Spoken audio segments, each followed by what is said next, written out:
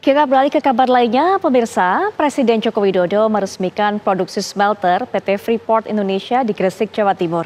Jokowi mengungkapkan, menurut hitungannya sekitar 80 triliun rupiah dari PT Freeport Indonesia akan bisa masuk dalam penerimaan negara.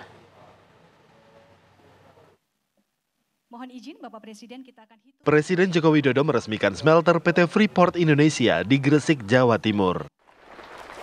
Berdirinya smelter PT Freeport Indonesia menjadi momen penting industri pertambangan nasional. Dalam sambutan, Presiden mengungkap tantangan berat yang ia hadapi untuk meyakinkan perusahaan-perusahaan tambang untuk berinvestasi dalam pembangunan smelter. Salah satu masalahnya adalah besarnya dana investasi. Joko Widodo mengungkap smelter di Gresik dibangun di atas lahan 104 hektar dengan biaya investasi 56 triliun rupiah. Presiden Republik Indonesia, sekali lagi kita Meskipun demikian, Presiden Jokowi yakin dengan hitungannya penerimaan negara dari PT Freeport akan mencapai sekitar 80 triliun rupiah.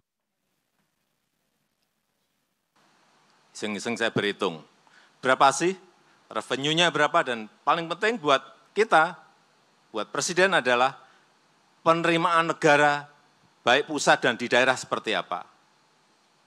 Hitung-hitungan saya, penerimaan negara kira-kira 80 triliun rupiah dari PT Freeport Indonesia. Baik berupa dividen, royalti, PPh badan, PPh karyawan, pajak untuk daerah, biaya keluar, pajak ekspor, semuanya. Kira-kira angkanya seperti itu. Ini angka yang sangat besar sekali. Ini kalau hanya satu perusahaan. Tadi pagi saya juga buka smelter di Sumbawa. 2 perusahaan, 3 perusahaan, 4 perusahaan, 5 perusahaan, 6 perusahaan.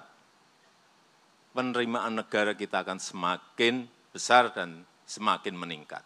Dibanding apabila kita hanya mengekspor atau mengekspor bahan mentah saja.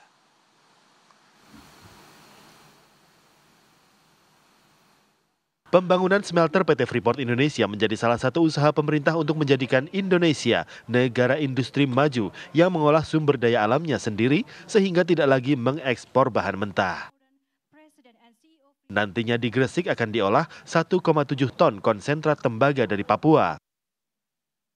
Hasilnya 600.000 ton katoda tembaga, sekitar 50 ton emas, dan 210 ton perak. Sekitar 2.000 tenaga kerja akan dilibatkan dengan prioritas warga lokal Gresik. Dari Gresik, Jawa Timur, tim TV One mengabarkan.